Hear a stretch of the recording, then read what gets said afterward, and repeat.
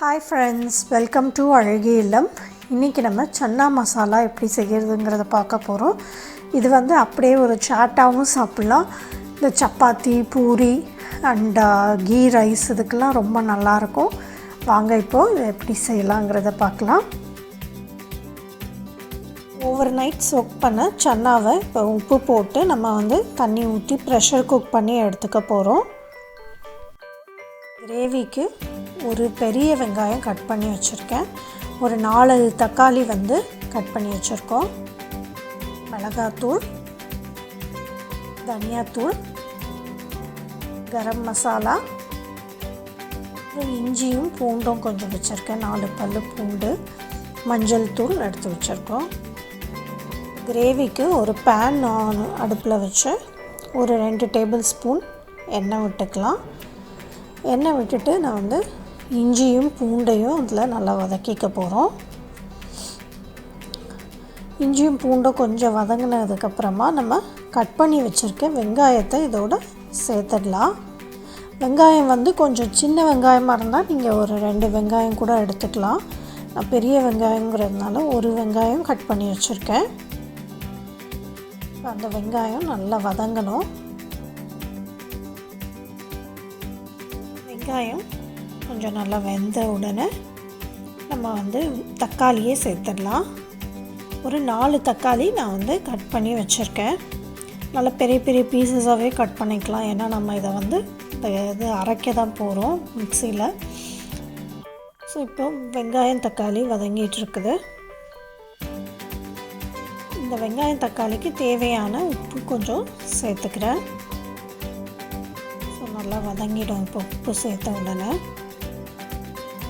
இந்த மசாலாலாம் சேர்த்துடலாம். வெங்காயம் தக்காளி வதங்கிட்டுருக்கு. ஸோ இப்போ இது கூட மஞ்சள் தூள் சேர்த்துருக்கோம். மிளகாத்தூள் உங்கள் காரத்துக்கு ஏற்ற மாதிரி போட்டுக்கோங்க. நான் ஒரு 2 டேபிள் ஸ்பூன் கிட்ட போட்டிருக்கேன். தனியாத்தூள் ஒரு 1 ஸ்பூனு, கரம் மசாலா ஒரு 1/2 ஸ்பூன் சேர்த்துருக்கோம். சேர்த்து இதோடு அப்படியே நல்லா வதக்கிக்க வேண்டியதுதான்.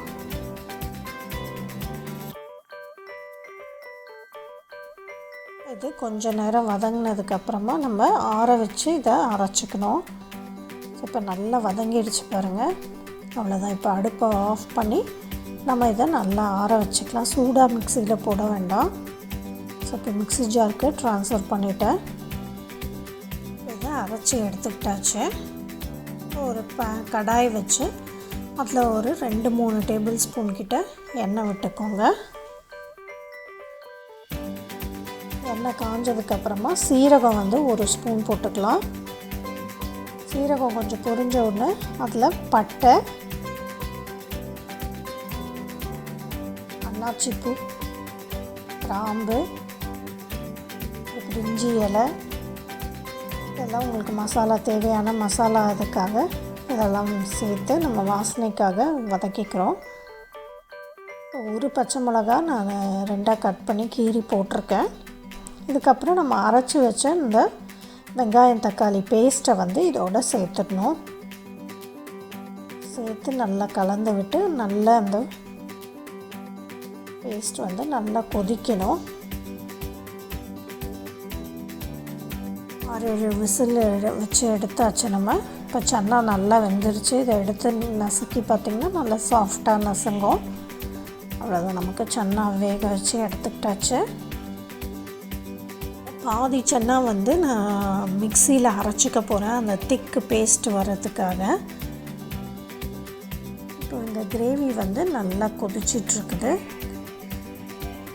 நல்லா திக்கானதுக்கப்புறமா நம்ம வேக வச்ச சன்னாவை இல்லை அந்த தண்ணியோடவே சேர்த்துடுங்க.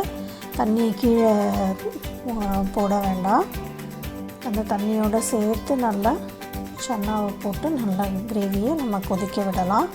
இப்போ இந்த சன்னா அரைச்சி எடுத்துக்கிட்டேன். அரைச்சி எடுத்த சன்னாவையும் இதோட நம்ம இந்த கிரேவியில் சேர்த்துடலாம். அப்போ நமக்கு நல்ல திக்னஸ் கிடைக்கும். இப்போ இந்த சாட்லலாம் நம்ம எடுத்து சாப்பிட்டோம்போது நல்லா திக்காக இருக்கும் இல்லைங்களா, அதுக்காக நான் அரைச்சி சேர்த்துருக்கேன்.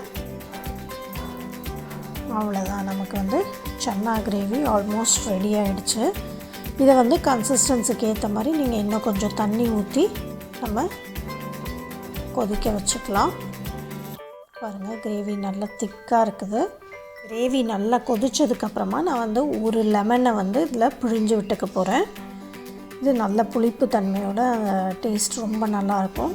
அதுக்கப்புறமா கசூரி மேத்தி கொஞ்சம் போட்டு கொத்தமல்லியும் தூவி இறக்கிட்டோம்னா சூப்பரான சன்னா கிரேவி நமக்கு ரெடி ஆகிடுச்சு. இது அப்படியேவும் சாப்பிட்லாம், இல்லை சப்பாத்தி பூரி எல்லாத்துக்குமே சூப்பரான ஒரு சைட் டிஷ்ஷு. செஞ்சு பாருங்கள்.